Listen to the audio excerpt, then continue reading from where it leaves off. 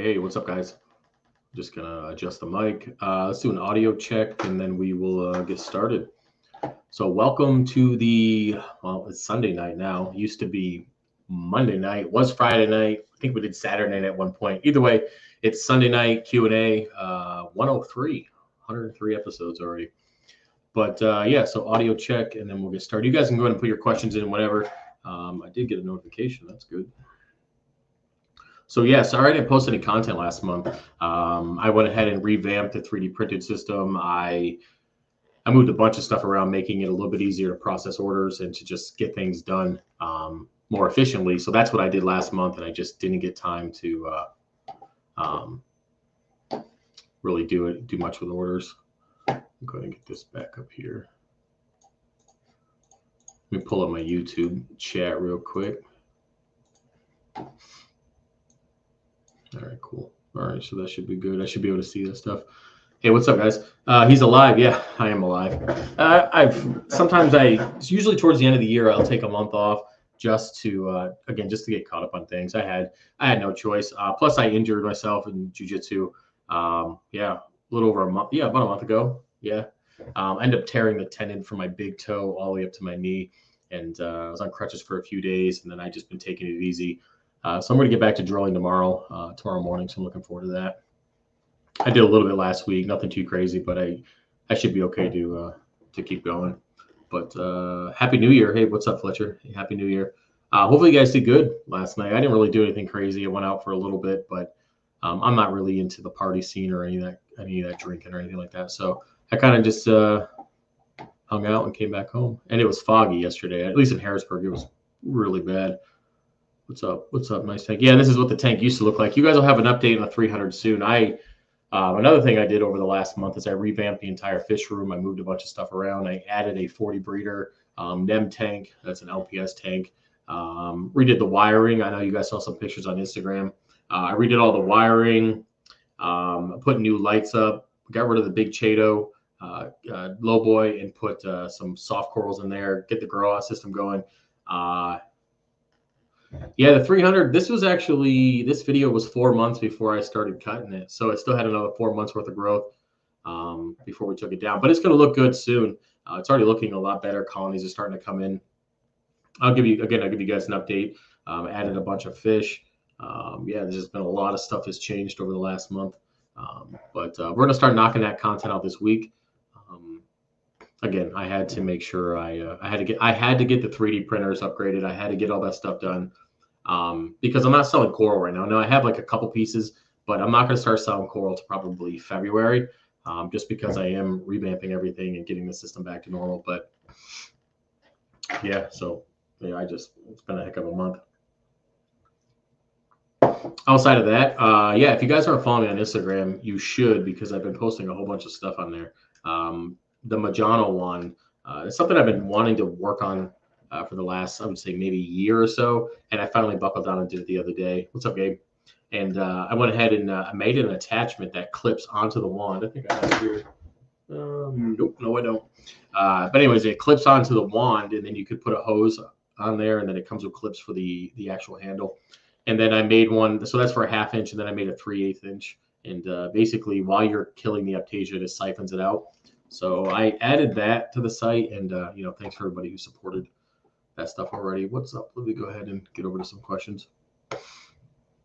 I'm sure there's some other stuff that I'll remember to tell you guys. Hey, what's up? Happy New Year from London. Hey, what's up, man? Oh, speaking of London and overseas, I'll do a video on it. But if you're not aware, I am shipping the CO2 attachments worldwide now, but you have to order them on eBay. That way, they take care of the importing paperwork and all that kind of stuff, all that custom stuff. So if you are overseas and you want a CO2 attachment for your skimmer, check out the eBay store. Just look up Fisher Hex. I put most of the models up there, so you should be able to check it out.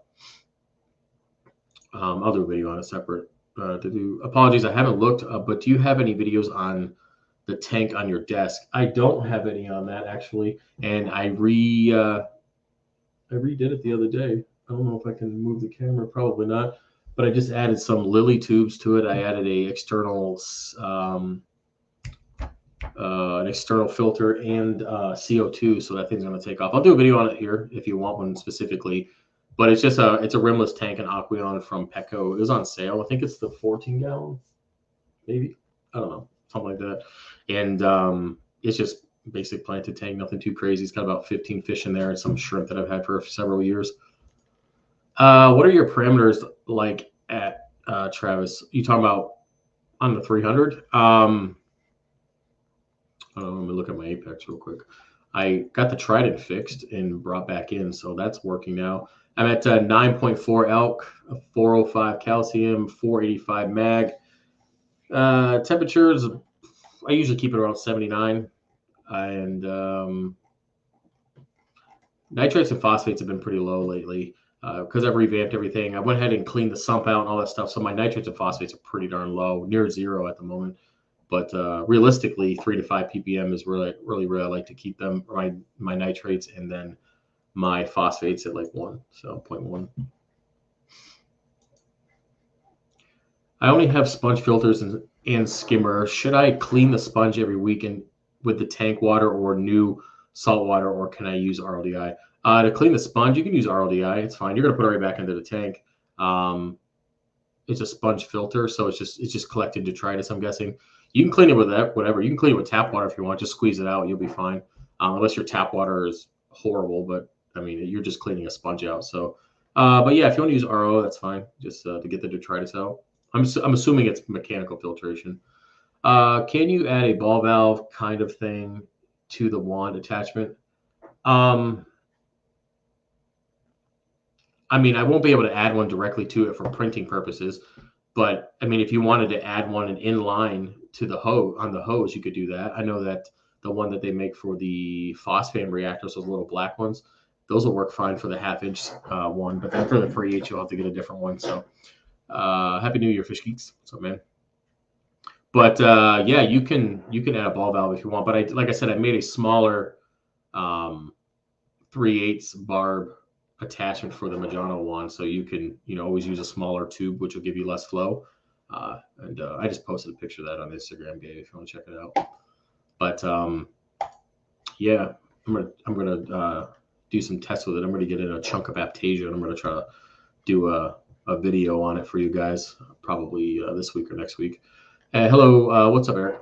Just received my collection cup and wasn't sure if it matters which side you connect the hose coming from the skimmer attachment, top or side. Okay, so what you want to do is you want to take the attachment. This is for the CO2 scrubber attachment. So you want to take the output of that's around the cup. You want to go into the collection cup. Usually you want to go to the top. That way, when you're pulling air through the side, it will drip down into the cup. I mean, you can you can really do it anyway, whatever doesn't kink up the hose. But realistically, having it come from the top, there's less chance of it getting pulled through. It's just going to fall straight down into the bottom of the collection cup. And then you can go to your CO2 scrubber from there and then back into the inlet of the skimmer. Yeah, hopefully that answers your question. Man, you had to start the stream while I was on the toilet. Well, good thing I got 2 bathrooms. That's okay, man. Gotta go. You gotta go. I added a 57-watt UV to my 180-gallon reef tank. A water temp went up 3 degrees. I'm guessing you meant degrees on that. Is that normal? A 57-watt to 180 gallons and it went up 3 degrees. 0.3 or 3? I might clarify that because 0.3 is almost nothing. 3 degrees on a UVs is a whole nother situation. I'll look over in my other chat here if you want to answer that real quick, Mike. And then I'll go from there. I can't imagine a 57-watt bringing up the temperature 3 degrees. That seems kind of crazy. I mean, 3 really okay, Mike. Okay, 3 degrees. That doesn't seem normal at all. You're right. Yeah, 3 degrees from a 57-watt, 108. No, that doesn't seem normal at all. I would check the ballast. Is that also really hot? Yeah, I would. I've never heard of that. Unless no, even with the flow being so low, I mean, I guess the slower the flow, the longer that the temperature will heat up the water. But then again, I mean, that seems excessive. I mean, do you know what flow you got going through there, Mike? I mean, are you recommended amount, like pump wise for that. I mean, I'm sure that, but I don't know what UV you have, but I'm sure they gave you directions on the gallons per hour and all that stuff. But yeah, yeah, 3 degrees seems pretty crazy for a UV. If anything, increase the flow, and it won't give as much contact time. Not allowing the water to heat up as long. I would say try to increase the flow a little bit and see if that makes a difference. But 3 degrees is, man, no, 3 degrees is crazy. I mean, that just seems, pretty excessive. I would say, increase the flow a little bit. See what Robert said here. My 110 raises mine almost that much on a 250 water volume. Yeah, man, I would. That just seems excessive. I would increase the flow, giving it less contact time. That way, it doesn't heat up the water as much. Try that. Might be worth checking out the manufacturer and asking them what they think, because it just seems a little excessive. That's all. But I'm no expert. Can you stabilize elk by stabilizing your pH? Well, your pH is based off of your elk, so stabilizing your pH won't have any effect on stabilizing your alkalinity.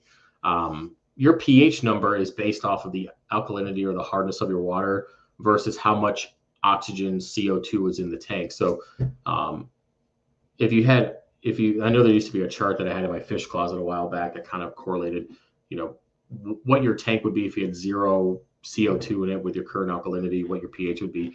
So your best bet to stabilize your alkalinity is just to have a method that introduces it into your tank, that stabilizes it. Basically, if your corals are using up a certain amount every day, you want to have a method that introduces the alkalinity to feed them, or to take care of your coral, but also prevent the fluctuation. So then if you want your pH to increase, you could just remove the CO2 via airstone or Chaeto, or putting your skimmer outside, or using a CO2 scrubber. But yeah, you can't stabilize your alkalinity by stabilizing your pH first. That's just it doesn't work like that.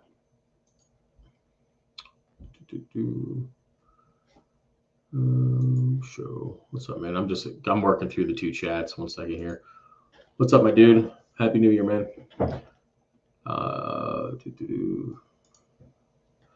Any suggestions for nice showpiece SPS corals that good around 200 par? Well, one of my favorite corals that grows in lower par is the green slimer. It's always been one of my favorite. I have a couple colonies in the 300 at all times. So that's one of my favorite ones. I know that the Walt Disney doesn't require a lot of par either. 200 par would give it a little bit of a darker shade, but it still would look pretty good on there. Showpiece SPS. Anything millipora usually does well around the 200 to 300 par. Torts also lower par. The mangy tort is one that I've had before. That was very nice piece. It's actually in the video now to the left at the bottom, left rock structure, very like a deep purple. But yeah, staghorns for the most part really like a little bit more of a 350, 450, 500 par.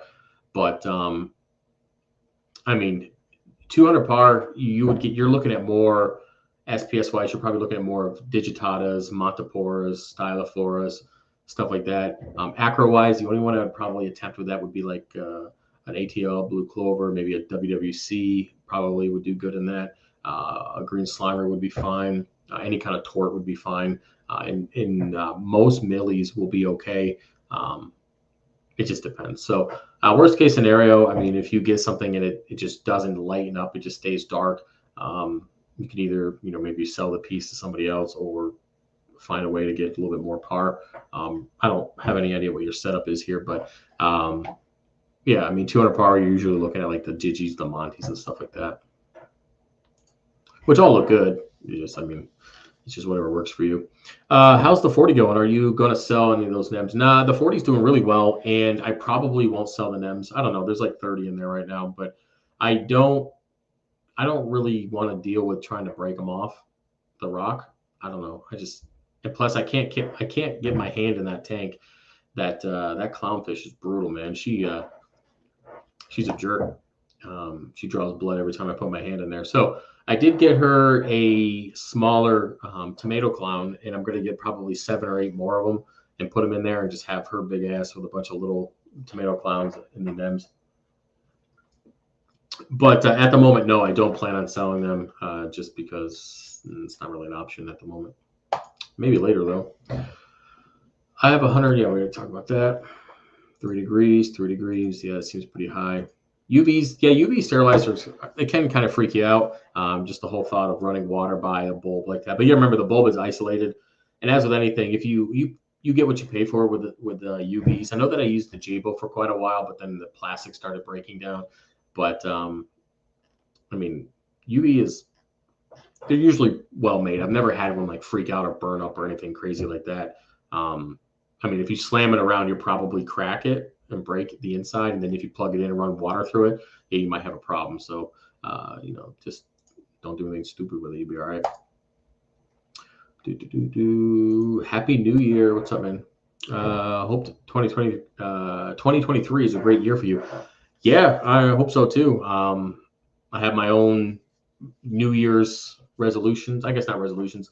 I have my own, like we all have our own, I guess, I wouldn't say journeys or battles, but one of my biggest things for me is that how do I explain? So I know I talked about this before in a rambling video, but for me, food is like my, I guess not end all be all, but it's, I do comfort eat. I do eat when I'm stressed, just kind of one of those things that I do. Unfortunately, eating like that doesn't necessarily help in my jujitsu, doesn't help me create content, doesn't help me get around, and it's a little bit of a pain. So my goal this year is just to kind of get that under control, via therapy and whatever else I got to do to try to get a hold of it. Because I've been dealing with it pretty much, since I got back from Afghanistan. That's when it got pretty bad, like 2010.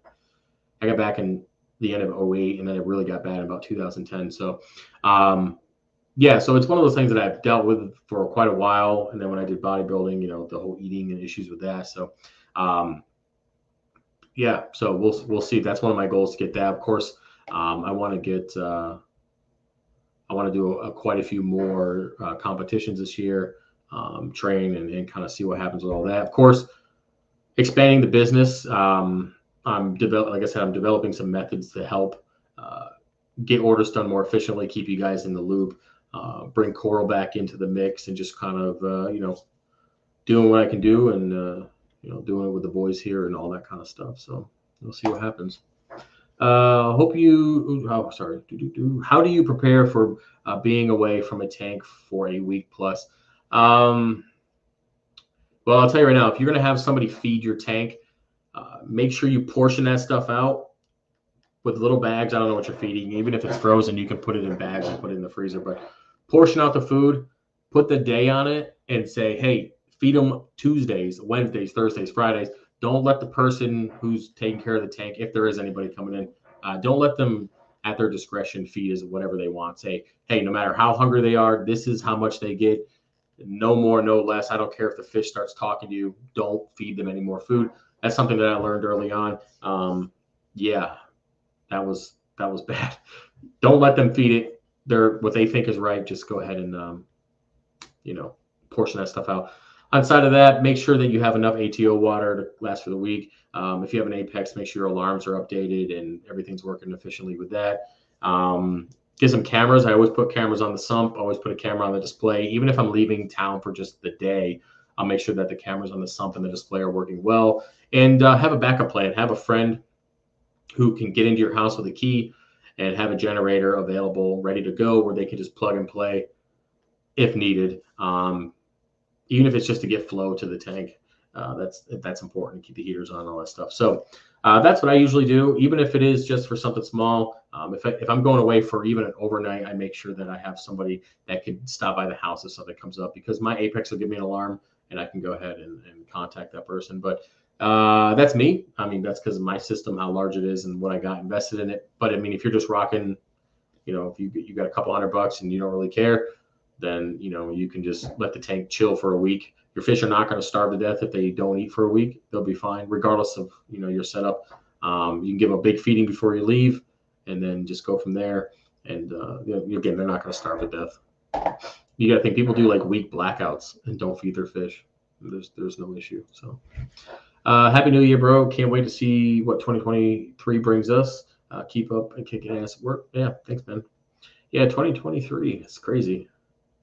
You know what? I know that I'm. You know, you're getting old when you look back and go, man, I only have about 10 to 15 real good years left, like athletic wise. Kind of have to make the most of it now. It's crazy. You think like, man, what if I could go back in time, the things I would have done differently. Man, it's crazy. It really is. Travis, I've been in the hobby about 4 years. Watched your stuff just as long. You've come a long way. Keep grinding. Hey, thanks, Russell. Yeah, when I look back in 2016 when we started the channel, I was in the closet. I was in the oh man, I almost said that. I wasn't in the closet, but I was because I was working my videos in the closet. One of you guys are gonna take that out of context. It'd probably be easier to fuck dudes at this point, man, not dealing with women, to be honest with you. But not interested. But anyways, yeah. Back in the day, back in 2016 when we started this, all those videos of the 125 and just kind of, man, now what are we, like 970 videos deep in like 7 years? It's crazy. Crazy.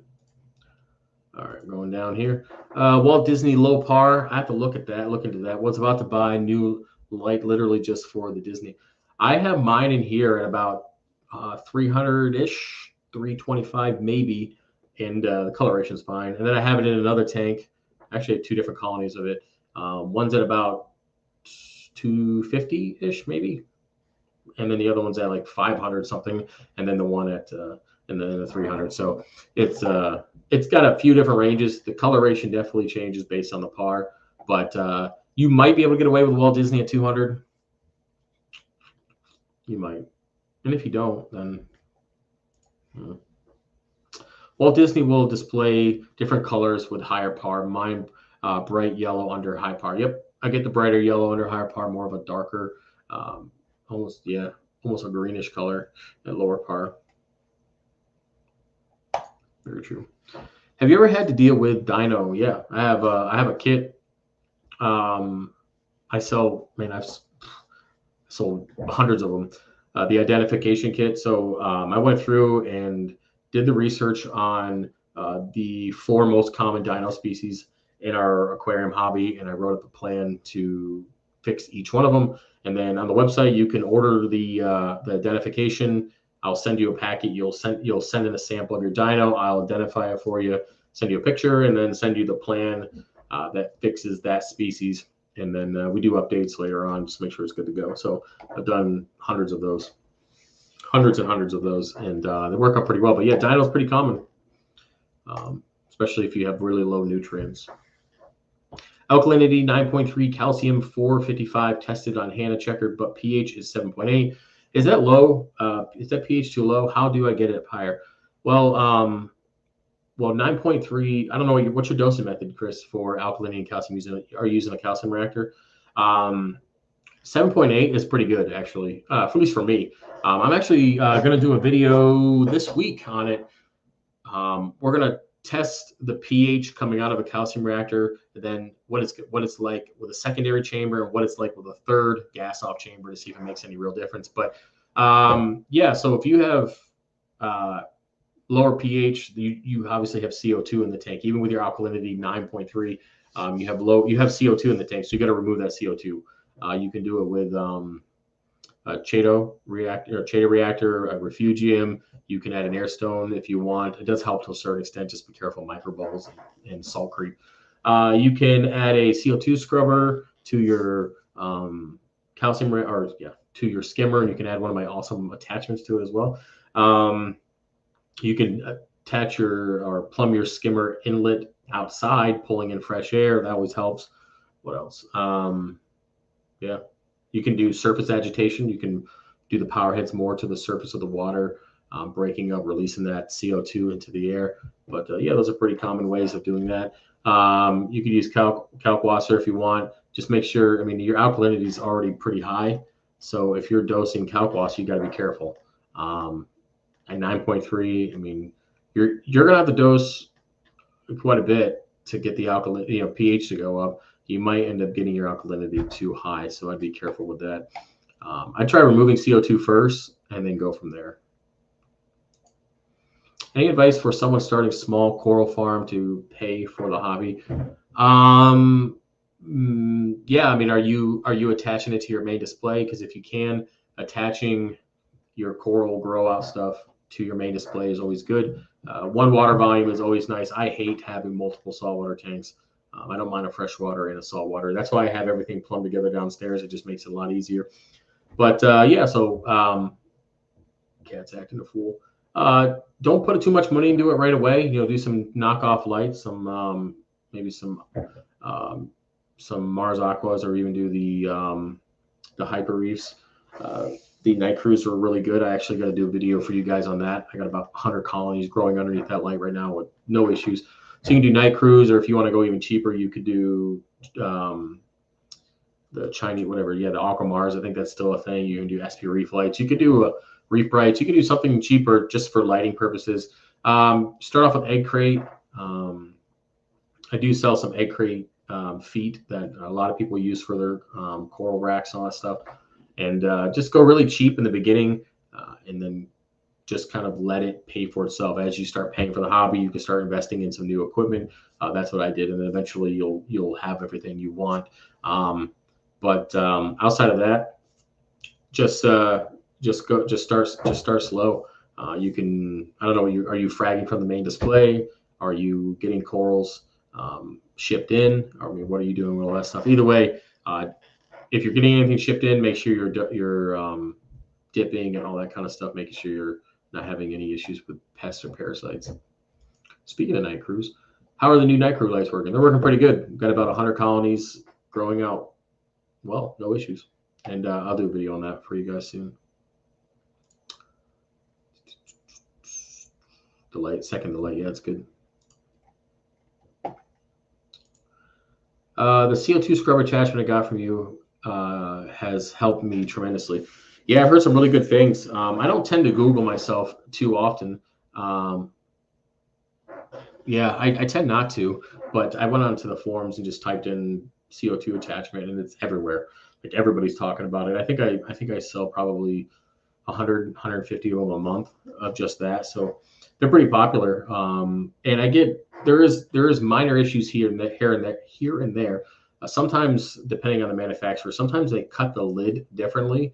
But I try to compensate by making it a little bit wider at the base for the cup, and then the lid, I make it a little bit smaller just to make sure it compensates for some of the differences in manufacturing.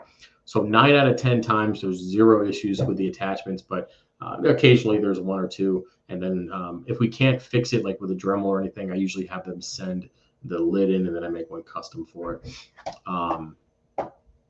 Yeah. So Steph, hey Travis, watch your tanks makes me want to start saltwater again. Well, you should start it. I mean, I don't know if you're still working at UPS, but yeah, just start again. The busy season's over. Well, kind of over. But yeah, let me know if you need any help. Hit me up. I don't know if you still have my number or not, but you can hit me up. I got 2 extra tanks. I don't know what size you're looking for. Just let me know. But yeah, it's I mean, if you want to do it, do it. I remember everything. You're one of the managers at UPS. I helped you build your rock structure. Yeah, I mean, I remember everything. Yes, everything would be one system. Yeah, so just cut it and yeah, I mean, keep it attached to the system. If you're cutting stuff in your main display, try to match the light from which it came from. It's always good. If it's a little less, it's not a big deal. Try not to go higher. Yeah. Yep. Cool. Yep. All right. I would like to talk to you about getting some way to have a sprayer nozzle through the block holes in the lid to spray down large amounts of bubbles that form at the top. However, what do you mean spray? Like to turn on a pump and have it just shoot water into the skimmer? Is that what you mean? I don't know what you mean by that. You can hit me up on the website. I'm processing here. You can hit me up on the website and let me know what you think. Send me some pictures or whatever. Yeah. I have your number. I'll hit you up when I'm ready. Cool. I'll be here. God willing. Fish Effects Aquatics. What do you use to calibrate your Trident?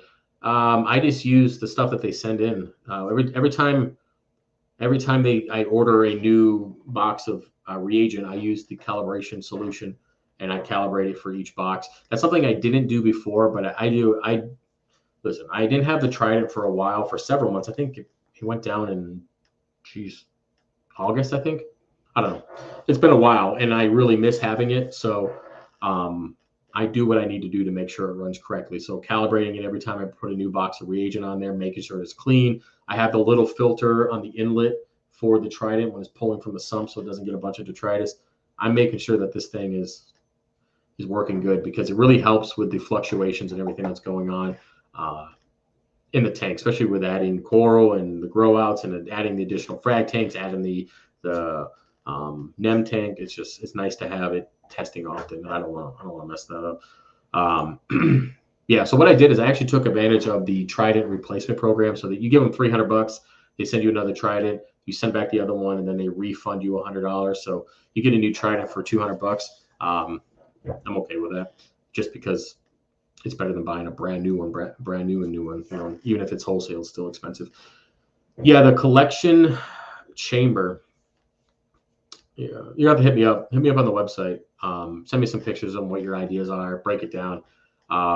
At this point, there hasn't been anything that I haven't been able to create for somebody, unless it's something that needs a specific size for a specific part. Unless I have that part, it's really difficult to create things. But I've been pretty good so far with making everything work. Let's see here.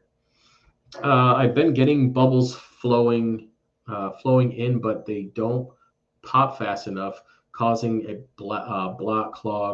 backlog, and then they break in the net, causing a buildup, increase in maintenance.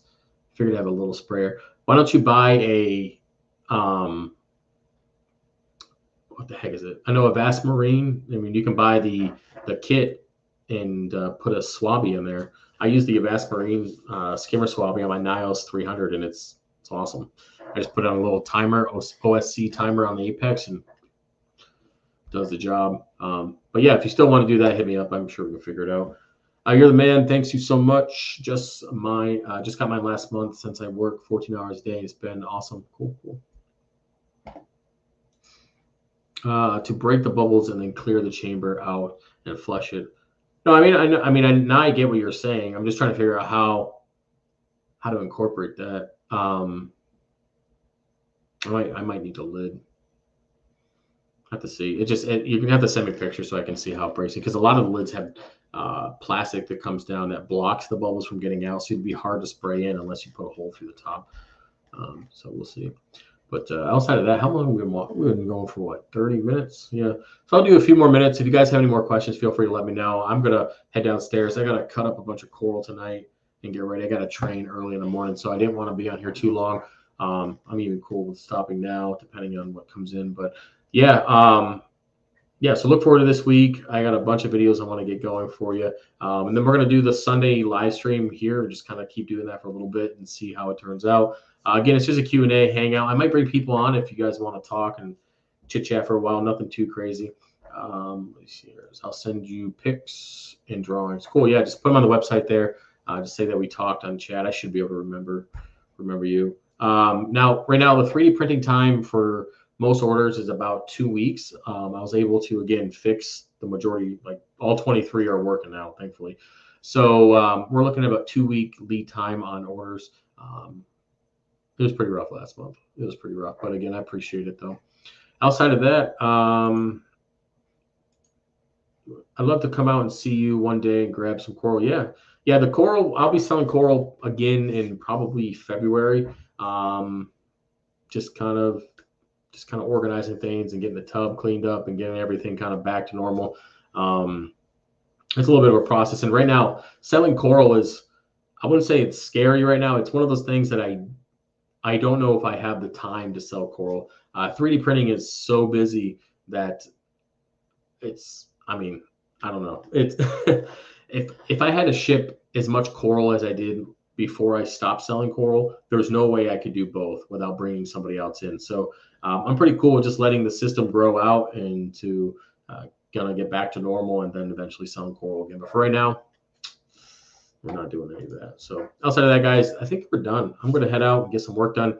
Any other questions, feel free to put them in the comment section. You can hit me up next week or in one of my other videos. All right. Peace.